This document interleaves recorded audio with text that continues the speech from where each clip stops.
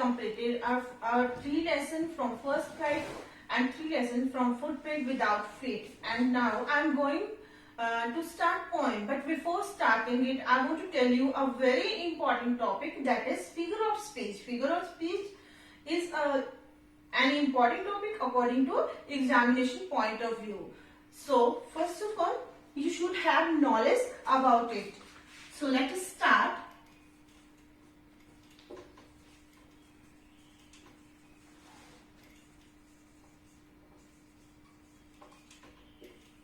Figure of speech. So students, what is figure of speech?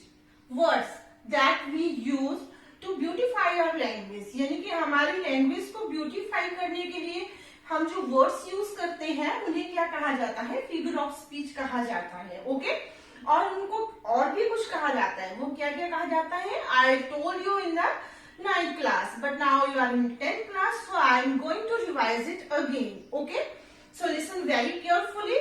You can get question in your exam like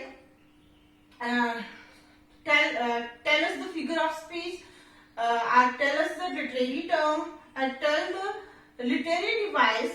Okay, तो literary term, literary device and figure speech are synonym to each other. अगर आपको इनमें से कुछ भी पूछ लिया जाए तो आपने क्या करना है? सेम आंसर आपने देना है. ओके, तो इसके लिए आपको क्या है? सबसे पहला फिगर ऑफ स्पीच हम क्या करते हैं start. Okay, first figure of speech है हमारा simile. So what is simile? Simile is a comparison between two different things. जो two different things होती हैं उनके बीच में comparison किया जाता है तो उसको क्या कहा जाता है? simile कहा जाता है. और उसके लिए वर्ड्स यूज किए जाते हैं as and like. as like ऐसे वर्ड्स का यूज जिस भी सेंटेंस में किया जाएगा तो उसमें सिमिली का यूज होगा और उसमें डिफरेंट थिंग्स जो है उनके बीच में कंपैरिजन किया गया होगा. For example, Sita is as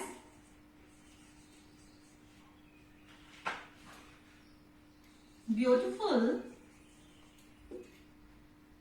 as moon.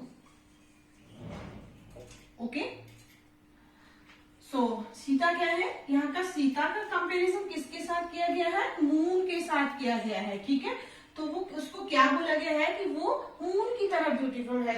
क्योंकि आपको पता है मून को क्या कंसीडर किया जाता है? मून को एक बहुत ही ब्यूटीफुल थिंग कंसीडर किया जाता है. But you know very well Sita is a person and moon is a planet. Okay, so you can take it and you can understand it that it is a comparison between two different things, and we use here word as. So it is, what is this? It is simile. Okay, so I hope you understand it properly. Okay, now let us start the next figure of speech.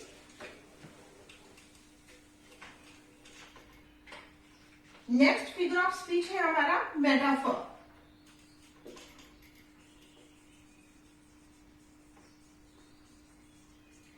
Metaphor and now metaphor. अब simile और metaphor. So always mind it. Okay, याद रखना है ये बात कि simile और metaphor में बहुत ही कम डिफरेंस होता है. ठीक है, मेटाफोर भी क्या है? एक कंपैरिजन है बिटवीन टू डिफरेंट थिंग. लेकिन सिमिली क्या है? सिमिली जो होता है वो इनडायरेक्ट कंपैरिजन होता है जिसमें हम एज और लाइक वर्ड का यूज करते हैं. लेकिन मेटाफोर क्या होता है? डायरेक्ट कंपैरिजन होता है. फॉर एग्जाम्पल,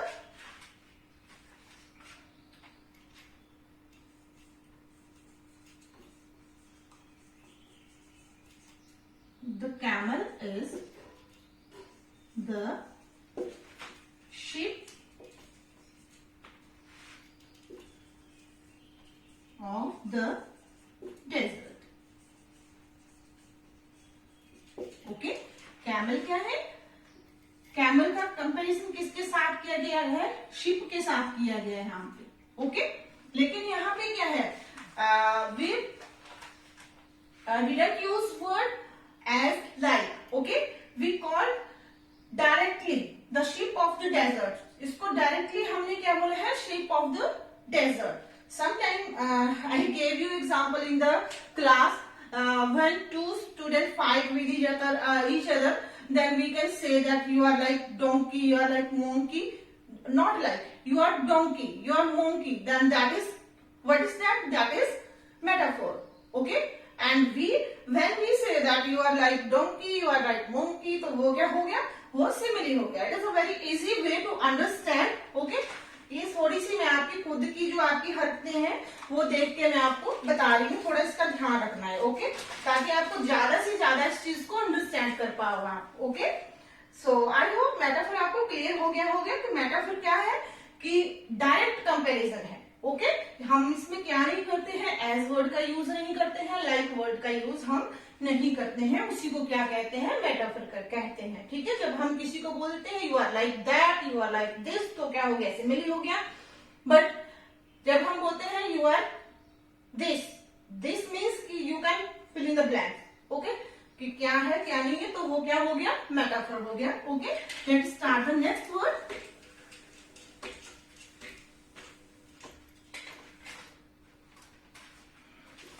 नंबर 3 पे हमारा आएगा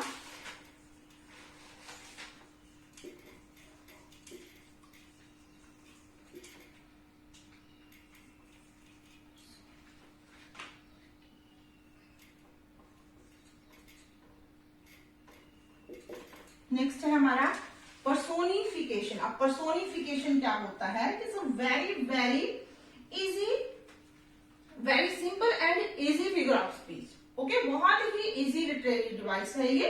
ठीक है, लेकिन आपको क्या है, थोड़ा सा सोचने की जरूरत है इस चीज में, क्योंकि एग्जाम क्लास में भी आपको बताया गया है कि पोइट जो होते हैं बेटा, वो क्या करते हैं, पोइट लोग क्या करते हैं कि वो किसी भी नॉन लिविंग थिंग से बातें करवा देते हैं, कुछ ऐसी लिविंग थिंग से नॉन थिंग से बातें करवा देते हैं जो लाइफ लेस होती है, जिनमें लाइफ नहीं होती है. ठीक है, फिर भी वो बातें करती है, तो उसको हम क्या करते हैं, पर्सोनिफिकेशन कहते हैं. यानी कि पोइट क्या कर देता है, उन चीजों का पर्सोनिफिकेशन कर देता है. Okay, so let's take an example.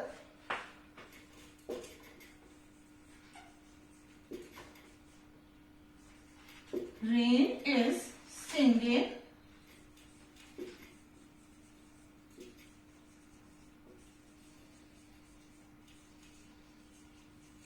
sweetly. So here rain is singing sweetly. अब यहाँ पे क्या किया है, पर्सोनिफिकेशन किया गया है. कौन बातें कर रहे हैं, रेन बातें कर रही है. Okay, who is talking here, rain is talking. But you know very well कि रेन कभी भी टॉक नहीं कर सकती, कभी बातें नहीं कर सकती. रेन तो सिर्फ क्या कर सकती है, सिर्फ ऊपर से रेन ड्रॉप जो है वो नीचे इधर अर्थ के ऊपर गिरा सकती है, इससे ज्यादा वो कुछ नहीं कर सकती. ठीक है, but here rain is singing. ठीक है, रेन क्या कर रही है, बातें कर रही है, गाना गाए जा रही है rain. Okay, rain is singing sweetly, बहुत स्वीटली गाना गा रही है. इट मीन्स क्या है कि रेन से पोइट ने बातें करवाई है. ठीक है, और वो बहुत ही स्वीटली क्या कर रही है, बातें कर रही है, सिंगिंग गाना गा रही है. ओके, तो इसका क्या किया गया है, यहाँ पे पर्सोनिफिकेशन किया गया है. ओके, सो ऐसे ही किसी भी चीज का पर्सोनिफिकेशन हो सकता है. बट आपने एक ही चीज याद रखनी है, रिमेम्बर ओनली वन थिंग, कि वो चीज क्या होनी चाहिए, लाइफलेस होनी चाहिए, नॉन लिविंग थिंग होनी चाहिए. ओके, नॉन लिविंग थिंग से जब कोई बातें करवाता है, या किसी भी ऐसे सेंटेंस में जो नॉन लिविंग थिंग है जब वो बातें करती है, तो वो क्या हो जाता है बच्चा, वो पर्सोनिफिकेशन होता है. Okay, so that is about personification. Now let's start alliteration. Okay, number 4. Here I am going to explain only with example, okay? But I will also give you handmade note, okay? जिसमें कि आपको क्या है, proper definition भी दी जाएंगी, सब कुछ दिया जाएगा और एग्जाम्पल भी दिए जाएंगे. बट ये समझाने के लिए आपने ध्यान से इस चीज को अंडरस्टैंड करना है. ओके, नंबर 4 पे आता है आपका alliteration.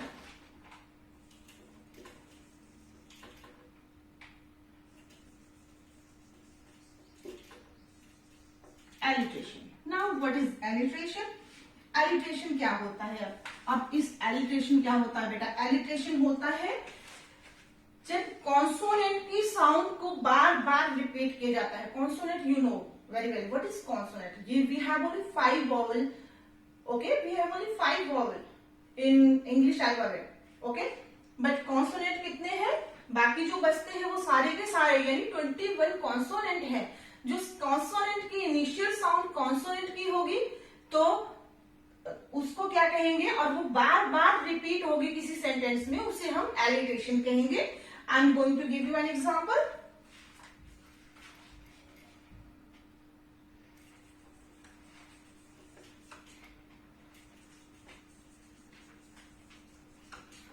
She should sleep in a shed.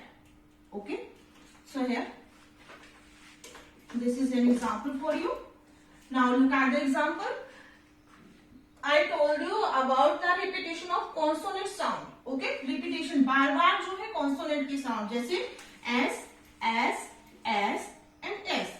ठीक है, 4 टाइम क्या हो गया, एक ही सेंटेंस में कॉन्सोनेंट की साउंड का रिपीटेशन हो गया, तो ये क्या हो गया हमारा, ये हो गया हमारा alliteration. I think you understand it. Okay, I think I don't have need too much explanation about it, it is very easy. Okay, now let's start the next. Next one is assonance.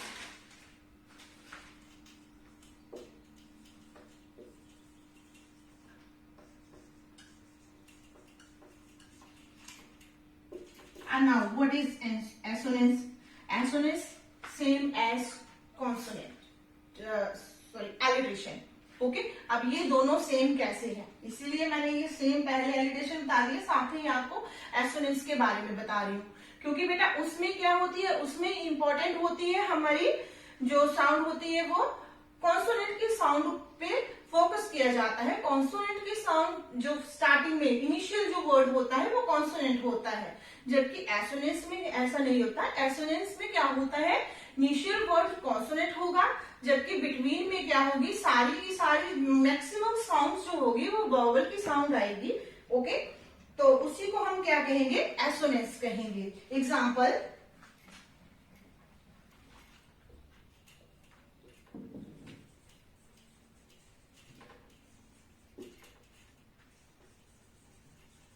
bear is near but no need to fear. Okay, so I told you about it.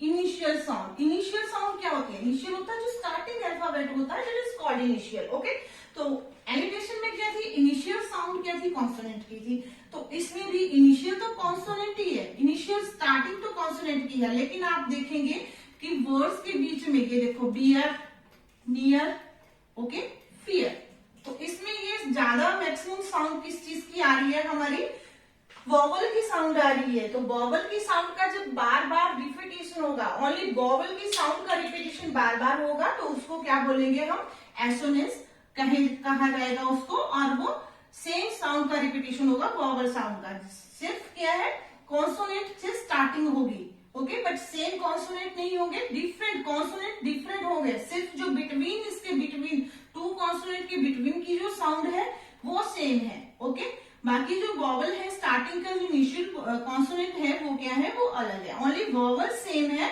तो ये क्या हो गया हमारा, assonance हो गया। Okay, so this is your fifth figure of speech. Now let us start the next. Next है हमारा apostrophe. Apostrophe number 6, apostrophe.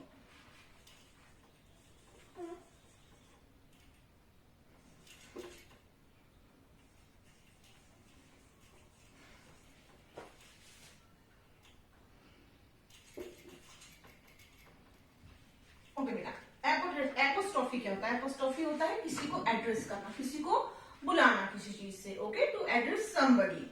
So let's take an example, जैसे हम कैसे किसी को एड्रेस करते हैं, ओ सॉलिट्यूड,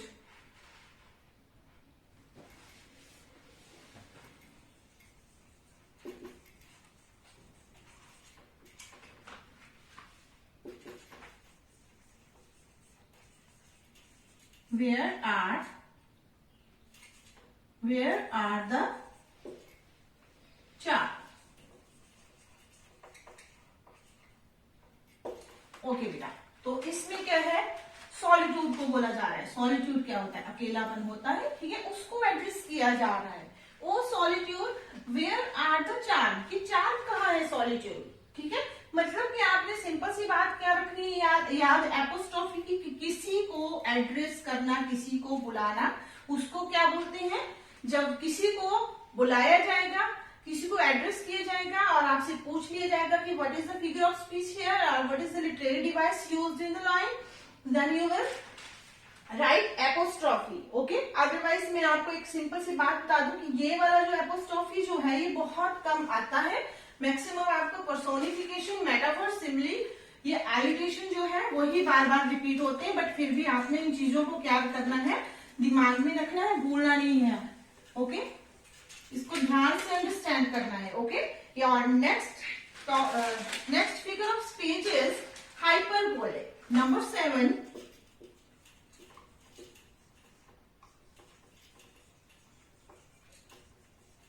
हाइपरबोले। अब हाइपरबोले को क्या है, इसमें तो हाइपर, इसको तो आप अलग कर दो और बोले को अलग कर दो। ओके, अगर आप इनको देखेंगे तो यहीं से इस चीज का क्या हो जाएगा, इसका क्लियरेंस हो जाएगी कि what is hyperbole. Hyperbole means कि किसी चीज को बढ़ा चढ़ा के बोल देना, ठीक है। जैसे कुछ जो पॉसिबल ही नहीं है, इम्पॉसिबल चीज के साथ जब कंपेरिजन किया जाएगा, that is called hyperbole. Okay, so let's take an example.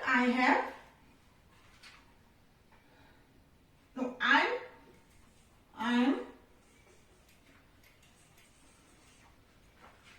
so hungry.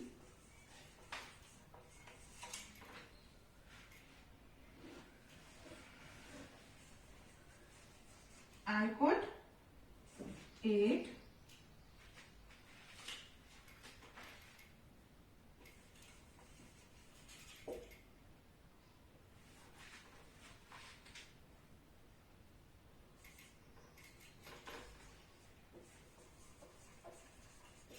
Okay, so here you have an example.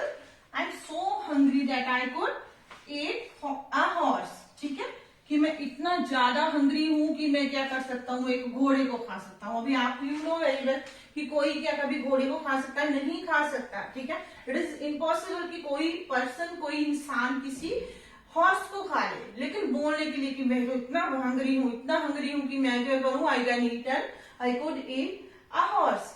Okay, so ये क्या है, ये बढ़ा चढ़ा के जो है आपको बोला गया है। तो जब किसी चीज को बढ़ा चढ़ा के बोला जाता है, ठीक है, एक्सेस में बोला जाता है, तो क्या बोलेंगे उसको, हाइपर बोले उसको कहेंगे, ठीक है। इसको तो आप इसी से समझ जाएंगे, hyperbole. Okay, so now let's take next figure of speech, oxymoron. Number 8,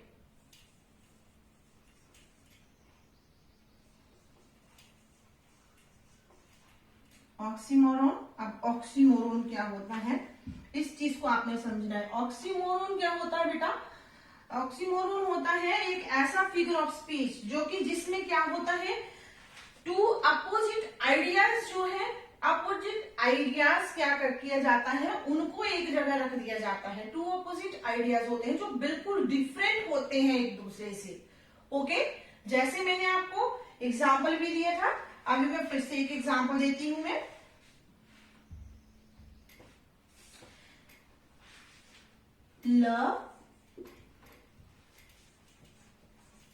love is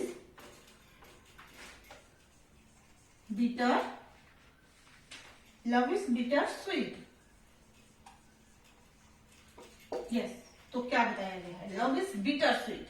sweet क्या होती है, मिठाई होती है, you know very well, sweet मिठाई होती है, ठीक है। और बिटर क्या होता है, कड़वा होता है, ठीक है, कड़वी, कड़वी मिठाई, ठीक है। अब आपको पता है कि कड़वी भी मिठाई कभी होती है, नहीं होती है, बट यहाँ पे क्या बोला गया, किसको ये कहा गया है, इसका कंपैरिजन किसके साथ किया गया है, कड़वी मिठाई के साथ इसका कंपैरिजन किया गया है, जो कि पॉसिबल नहीं है कि बिटर जो है कड़वी मिठाई होती ही नहीं है, लेकिन यहाँ पे लव का कंपैरिजन किसके साथ किया गया है, कड़वी मिठाई के साथ किया गया है, ठीक है।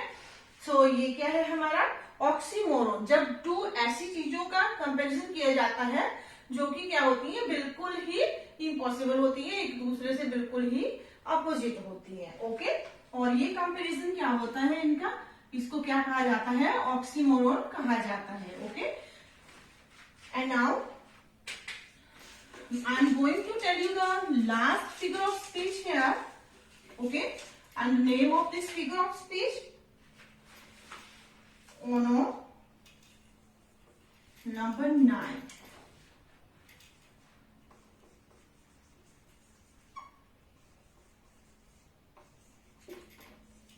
ओनोमेटोपिया, ठीक है, onomatopoeia, it is very very easy, ठीक है, इजी देन अदर। अगर आप एक बार समझ जाएंगे आप कभी भूलेंगे नहीं उस चीज को कि ओनोमेटोपिया जो है कौन सा फिगर ऑफ स्पीच है, बहुत ही ज्यादा इजी फिगर ऑफ स्पीच है, ठीक है। क्यों इजी है, क्योंकि ये किस चीज को डिनोट करता है, it depicts a sound, okay. जहां पे भी किसी चीज को साउंड को डिनोट किया गया है तो इट मीन्स कि वो क्या है, ओनोमेटोपिया है, उस चीज को याद कर लेना है आपने, उस चीज को माइंड में रखना है। जैसे एग्जाम्पल मैं आपको दे रही हूं यहाँ पे, बूम। तो बूम किस चीज को आप डिनोट करता है, जब कोई बहुत बड़ा धमाका होता है तो उसको बूम बोला जाता है, ओके। तो ये किस चीज को, बहुत बड़े ब्लास्ट को बूम कहा जाता है। तो हमें पता है कि बूम वर्ड का यूज किया तो इसमें क्या है, ओनोमेटोपिया है, ओके। जब किसी के लिए जो है बूम, या फिर यहां हम लिख देंगे I heard the humming of बीज, I heard, this is first example, second example, I heard the